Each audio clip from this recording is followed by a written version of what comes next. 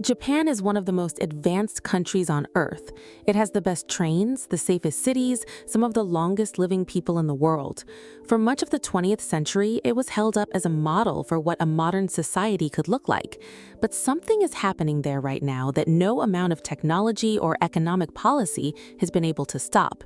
Japan is running out of people, not because of war or disease, because its citizens have stopped having children. In 2024, fewer babies were born in Japan than in any year since records began in 1899. Deaths outnumbered births by nearly 1 million in a single year. The population is shrinking, it is aging, and the speed at which this is happening is accelerating. This video is about why that happened, what it means, and why it matters far beyond Japan. To understand the scale of what is happening, you need to look at the numbers across time. In 1947, the average Japanese woman had 4.54 children. The country was recovering from the Second World War, families were large, and the population was growing. By 2024, that number had fallen to 1.15. To keep a population stable without immigration, you need a fertility rate of around 2.1. Japan is barely above half that. In 2024, Japan recorded 686,000 births. In 1949, at the peak of the post-war baby boom, the number was 2.6 million. The population peaked at 128.5 million in 2010 and has been falling every year since. It now stands at around 123 million. If current trends continue, experts project it could drop to 87 million by 2070. That is not a slow decline. That is the disappearance of a country's future in the space of a few decades. Japan now sells more adult diapers than baby diapers. Around 29% of the population is over 65, nearly 1 in 3 people, and the number keeps rising. One of the clearest reasons young Japanese people are not having children is work. Japan has a work culture that is unlike most places in the world. There is a concept called karoshi. It translates directly as death from overwork. It is a legally recognized cause of death. People work until their bodies give out. The unspoken rule in most Japanese workplaces is that you do not leave before your manager does, even if your work is finished, even if it's 10 at night. Leaving early signals disloyalty, so people stay. They sit at their desks, they work or they pretend to work, and they go home late to apartments they barely see. Now, consider what it means to be a woman in this system who wants to have a child. Affordable childcare is scarce. Flexible working hours are rare. The expectation in most workplaces and in most households is that when a woman has a child, she steps back from her career and takes on the full burden of raising the child and running the home. Many women look at that arrangement and decide against it. The average age of a woman's first marriage in Japan is now 29.4 years. For men, it is 31.1. In Japan, 98% of all births happen inside marriage, so fewer marriages means directly fewer births. In 2024, Japan recorded 485,000 marriages. In the 1970s, that number was over 1 million. The work culture explains part of it. The cost of living explains much of the rest. The average Japanese person in their 20s earns somewhere between $17,000 and $20,000 a year. That figure has barely moved in over a decade.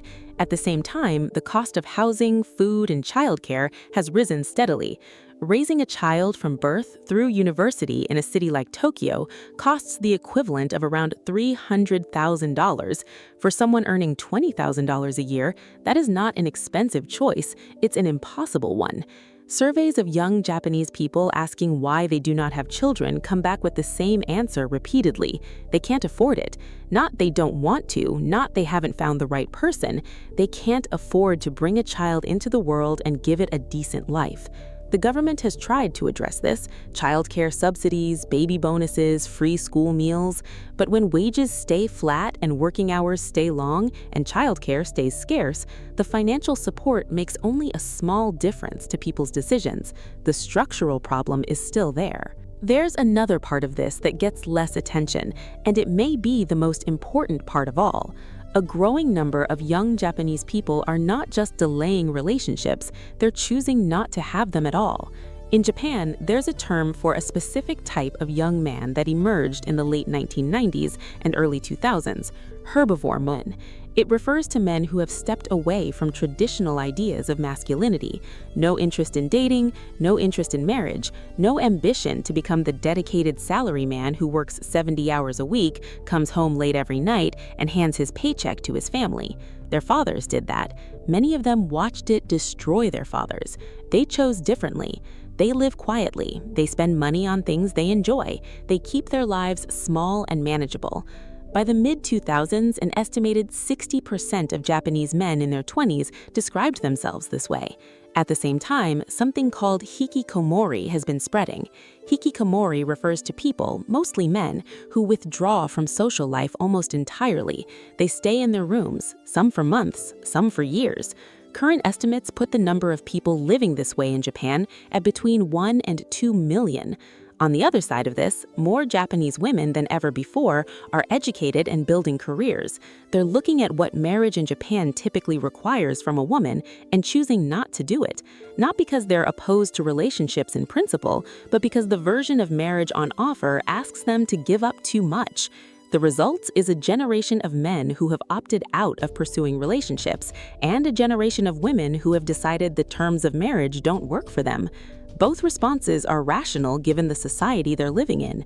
Together, they mean fewer couples, fewer marriages, and far fewer children. A country that stops producing young people doesn't just have fewer people, it starts to break down in specific and serious ways. The workforce strengths. Japan is already experiencing labor shortages across manufacturing, construction, agriculture, and healthcare. In 2022, around 70% of Japan's farmers were over the age of 65. When that generation retires or dies, the question of who grows the food doesn't have an obvious answer. The pension system comes under pressure.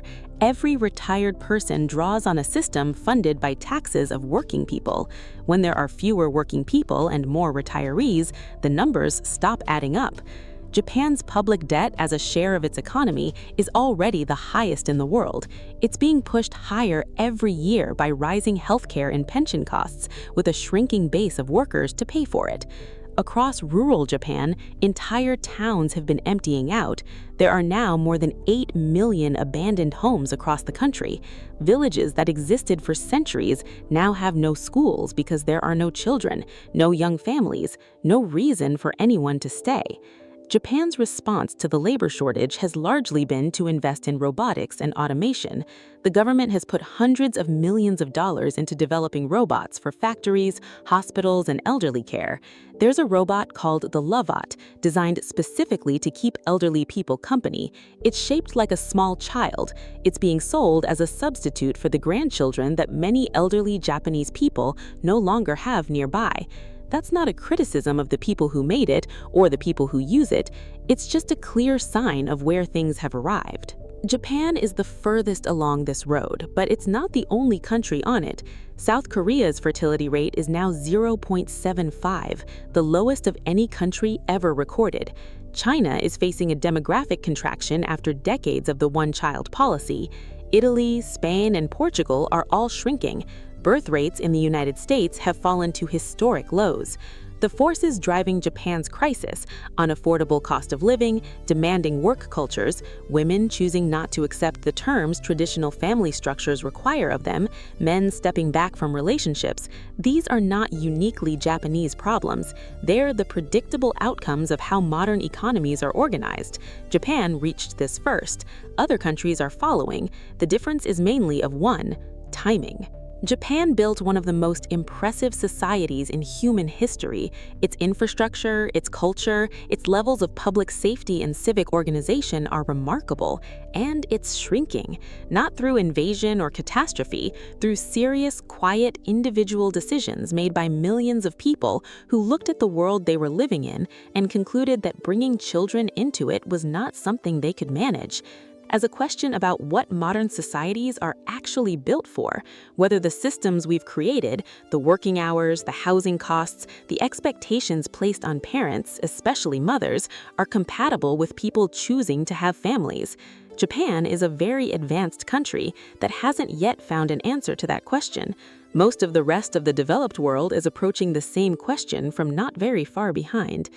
If you liked this video, make sure to hit that subscribe button, like and comment below if you enjoyed our video. We will see you in the next one.